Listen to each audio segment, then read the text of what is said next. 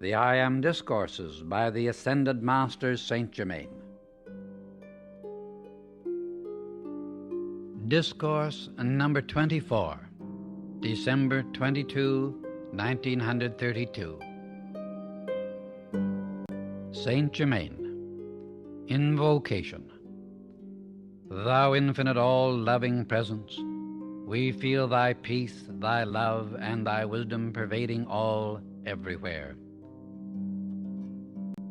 Knowing there is but the one mighty presence of which we are a part, we know thou art omnipresent, pouring thyself forth, filling every need on demand, lifting the consciousness of mankind unto thee, and holding it anchored there, until the light of eternal life fills all beings with its radiance, carrying them forward with that inner impulse to eternal permanent recognition of the great I Am.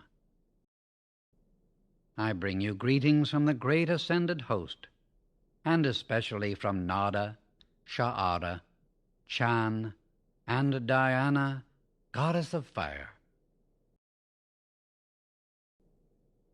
The Discourse. As the consciousness of the students is raised into the activity of the higher or fire element, everything in their beings begins to act with an intensity that many times they do not understand. And as they begin to work more from the fire element standpoint, the more necessary it is to keep up the guard. The training which we are endeavoring to give forth to bless, protect, and enlighten the students is to train oneself to be on guard at all times. And while all should understand and with every effort use the I Am presence to maintain self-control, yet, if something happens unexpectedly, to stand serene in spite of it. Use the statement frequently, I am the presence on guard. If something unexpected happens, just say, we will dismiss this, and go on in that joyous happiness. Try not to have any feeling, but to know I am the mighty presence governing everyone's activity. Whenever there is a center of light of the intensity of this focus, there's always the disturbing element that would seek to enter through someone. If you are working about the house, keep using I Am proof against any sudden disturbance. This sets up a certain armor that will keep the atmosphere harmonized. Use often, I am the presence which nothing can disturb. Always hold yourselves in a joyous, calm attitude, regardless of anything that takes place. For one you wish to help, say, here, pal, through the I Am presence, we give you the strength to control that. The very marvelous manner and radiation of your two classes this week was the most remarkable thing I have ever seen in classes of students. The great love and harmony within the hearts of these students, maintained a sufficient length of time, makes almost anything possible. It is a rare thing. Here are 3 classes in which the same love and harmony is maintained. Do you feel the great wave of peace and joy that came like a breath of a spring morning? I will explain, so you may see how far-reaching is that wonderful loving care. The great Master whom Jesus contacted, and who enabled him to gain the victory, is the same one who was my teacher. And it was his radiation which came just now. He wishes me to tell you that as you pass along the pathway of light, you will find the easiest way to overcome disturbance is to turn away from a thing and forget it. You may have this Master's name later. To wrong activities, say, that is not correct, and then quickly pass it off. This avoids a disturbance which builds. As we reach into the light, we are one great family, knowing that there is but the one great I Am presence everywhere, you being the individualization of that. There can only be the one great family, children of the one God. In the very first place, let this be understood. If a worthy individual is critical, say with very definite certainty, there's no one who wishes to intrude this upon your free will. We do not mind sincere questioning, but we do not tolerate criticism nor argument. The messenger must refuse acceptance to the discordant things by pouring out the love element, so that discord may be consumed. The messenger must be fortified, or else the work is left half undone. No class or work of the messenger can be sustained if the messenger allows argument or discordant feeling to generate. It is very difficult for the average individual to understand that the quickest way to stop any kind of disturbance is to stop discussing it. The thing in your own aura is the only thing that needs attention. The thing recorded in your atmosphere can only come through your feeling. The spoken word, unless there is a sense of condemnation or anger back of it, will not record in harmony on your inner atmosphere. Of the two undesirable conditions, it is far better that one explode and get a thing off his mind than to hold the feeling within of resentment or of being hurt, for that is what registers on your inner atmosphere. From my standpoint, I see what is registering in your feelings, and therefore on the inner atmosphere. You know how a carbuncle forms? Well, let me tell you that in your mental world exactly the same thing takes place as the physical carbuncle expresses on the physical body. It is most important to do something to keep yourselves from harboring a feeling against persons, places, things, or conditions, for these build and record on the inner atmosphere. If the desire comes, I wish so-and-so would do this or that, check it immediately and say, there is only God in action there. When a feeling is registered in your atmosphere, it is anchored there until you dissolve or consume it. It is always the feeling that makes the inner record. There is no use consuming a thing if you do not break the habit of generating the cause. One can easily conquer this by saying, I am in command here. Do not let your feelings run rampant. Many times individuals are brought together for the sole purpose of compelling them to correct these subtle activities, which most people pay no attention to whatsoever. This is a matter of stilling the outer in order that the truth may be received. This is so vital in the individual's self-correction. As you rise in consciousness, the energy is waiting like an avalanche for expression. And if the energy is not controlled, it will rush in and cause you to do things that you would not have done for the world. Whatever energy is given into your use is to be sent out harmoniously. That is the natural law of your being. If one does not understand that he is to govern the energy flowing through him, and he contacts a discordant element, the energy flowing through becomes qualified by that discord, and he should immediately either check it or requalify it with love. In my experience, if I met a discordant element, I simply said, "Here, I shut my door. You stay out." The universal energy flowing through you is naturally harmonious. Shut your door and then figure out who's the matter.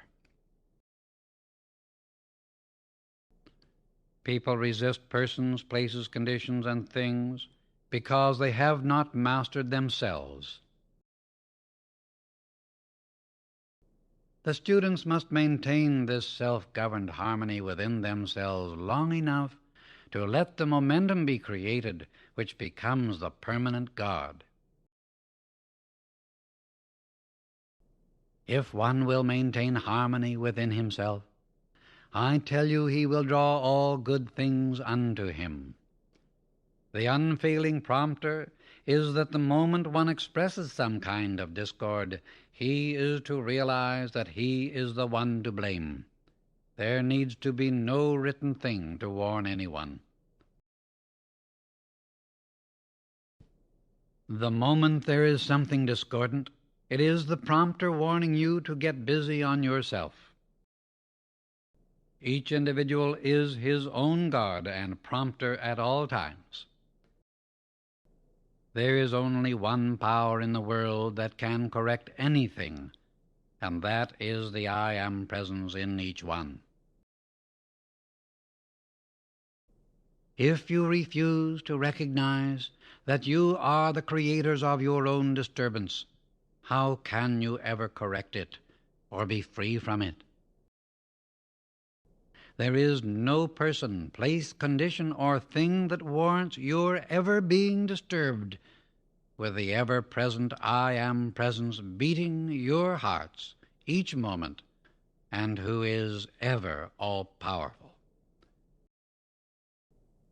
If one will correct himself on these discordant feelings, he will let the great I Am presence flood his world with all perfection. If the individual will not correct himself, how can he ever gain the eternal victory? The I Am presence is the all-power of the universe to make this correction. Let the I Am presence flow until it washes everything clean.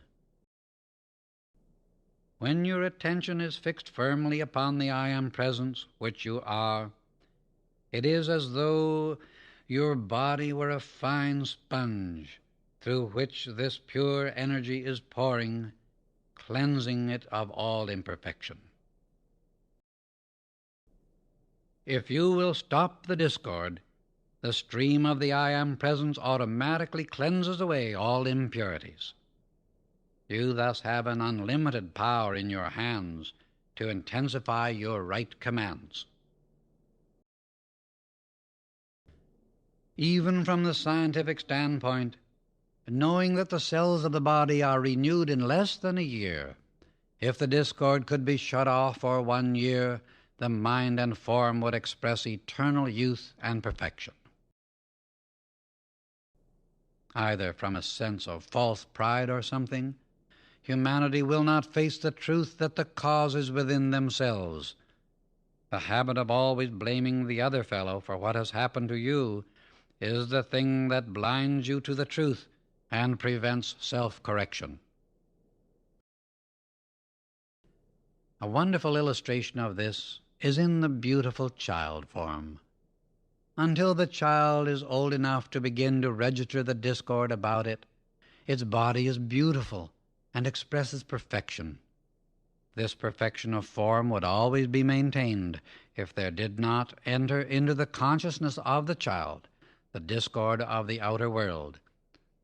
There are those who would say to me, "What about the child that is born sickly and disturbed?" In most cases, that is a condition brought over from the preceding embodiment, or in rare cases, where there is intense discord between the parents, this may be intense enough to register upon the child. But if you will notice in cases of that kind, as the child begins to grow and develop, it will show less and less of that disturbance. That is absolute proof the discord was not of its own creation, but was imposed upon it by the parents, because the soul was strong enough to rise out of it. In this particular point, one should understand the amazing conditions of suggestion by which individuals are constantly surrounded. For instance, let us take the environment and association of individuals who have been in the habit of going together. In that friendly association, each one is susceptible to the suggestion from the other. If it be discordant, then that association will be broken up sooner or later by one grand row. However, 75% of the individuals moving about in the outer world are not aware that they are taking on suggestion either from association, environment, or conditions outpictured before them. The correct attitude of the student who becomes aware of his I am presence is immediately to take the firm stand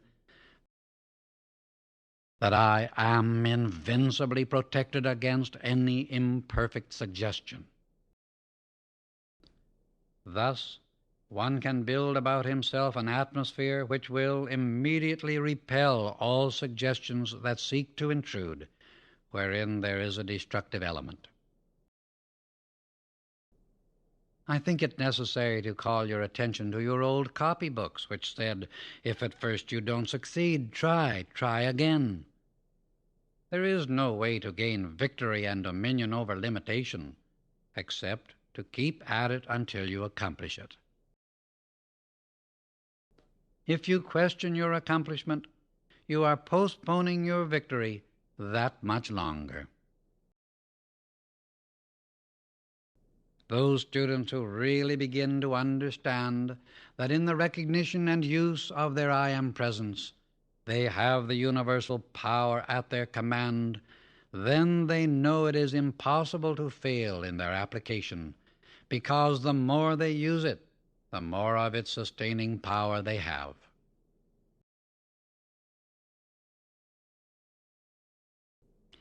Every time you feel a Christ manifestation, say, I praise thee, and accept the light of thy presence, the full I am activity. Take this attitude always, and then you shut the door to any undesirable creation from those who have passed on. Always remember that you are the master of what shall come into your thought world, and unless you realize that you are the master, you are susceptible to all kinds of thoughts and feelings. For others, know, I am the presence, taking everyone into their accomplishment. If you give attention to a condition of disturbance, you are giving power to something else but your I am presence. Benediction. Thou mighty, infinite I am presence, we rejoice in thy ceaseless outpouring, thy unfolding presence protecting and governing the life of these beloved students. Help them to enter into the fullness of thy presence with no uncertainty, that they may bless mankind wherever they may be or go.